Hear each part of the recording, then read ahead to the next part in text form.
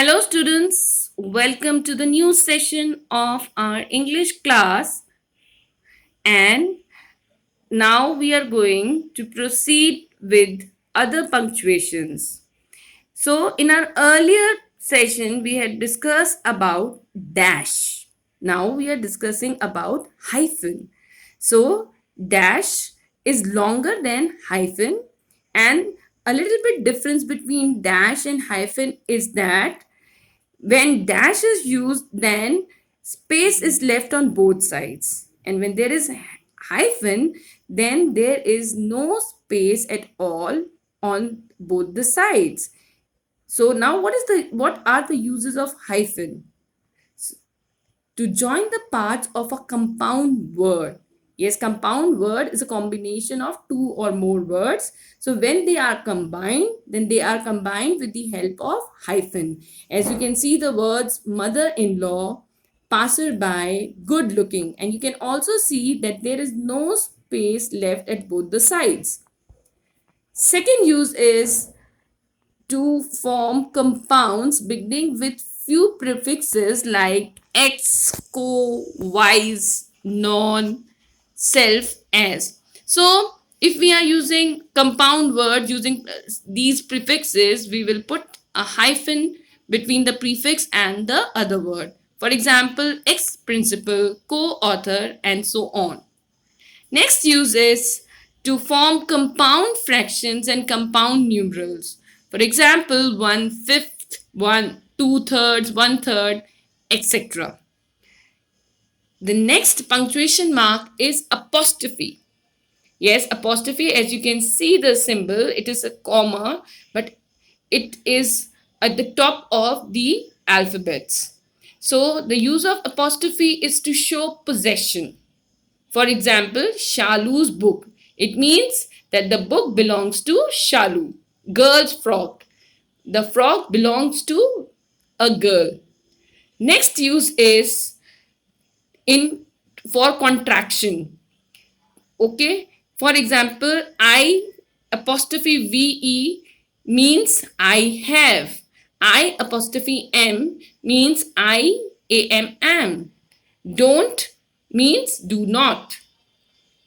It is also used to indicate the plural of certain words, figures, and signs. For example, fives. How many fives are used here? How many T's are used here? So, now one more important thing which we must remember when we are writing sentences is the use of capital letter. So now what are the uses of capital letter or where capital letters are used? And capital letters are also known as uppercase. So the first use is to begin a sentence. As we all know, for example, be honest. So B here will be capital. We know the secret. So here W will be capital. Next, to begin each line of a poetry or a poem. So in a poetry or in a poem, each line starts with a capital letter.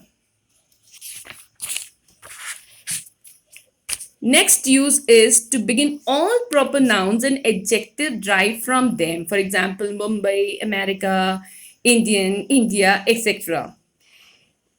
To write the pronoun I and interjections, oh, ah, alas, my God. So, as you must all be acquainted that I, if you are using I for yourself, then it should be capital. For all nouns and pronouns referring to God, as there is nobody like God, so the name should also be unique and it should always be with capital letters. For example, God, G is capital, Almighty, A is capital, Lord, N is capital, and so on. To begin names of days, months, title of books, names of places, and of public institutions. For example, Tuesday, December, Howrah Bridge, St. Helens School, etc. To begin a proverb or a quotation. So if you are bringing a proverb or a quotation, it should also start with a capital letter. For example, honesty is the best policy. To begin words, titles, and degrees. So, as we all know, what are titles? So, to begin the titles, we use capital letters. For example, doctor, lieutenant, vice chancellor. Next is to begin the names of important historical events as the French Revolution, the Crimean War. To begin the names of communities and political parties as Muslim, Hindu, Sikh, Christian, Indian National Congress, Samajwadi Party, Bharatiya Janata Party, etc. To begin personified objects as death means if objects are personified, they are given qualities of human being, then they will be starting with capital letters. That, life. And to begin the first word of speech within inverted commas as the teacher said, tea is grown in Assam and West Bengal. So the first alphabet put after inverted commas should also be in capital letters. So we have discussed all the punctuations and the use of capital letter when we are writing sentences. And here you can see exercise based on these punctuations. So try to do these exercise in your book. So let us see one example of this, and rest you will try to do yourself. For example, parts of Rajasthan are hot, dry, and sandy. So here P will be capital as the sentence is starting with this.